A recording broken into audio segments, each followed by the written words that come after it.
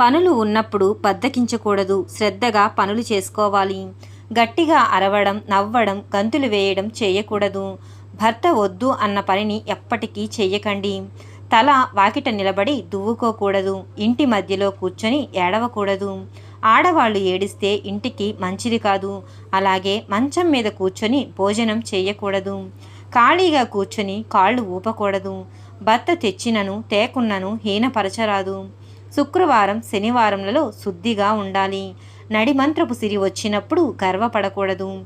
దీపపు నీడలో కూర్చోకూడదు. అలాగే భూమి అదిరినట్లు నడవకూడదు. భర్త తప్పు చేసినప్పుడు తల్లి వలె క్షమించాలి. అత్తారింటిని, అన్నదమ్ములను, పుట్టింటిని ఎప్పటికీ అగౌరవపరచకూడదు. పుట్టినిల్లు ఎంత గొప్పదైనా మాటిమాటికి ఇంటికి వెళ్ళకూడదు. ధనికులను చూసి ఈర్ష్యపడకూడదు. అలానే పేదవారిని చూసి ఎగతాళి చేయకూడదు.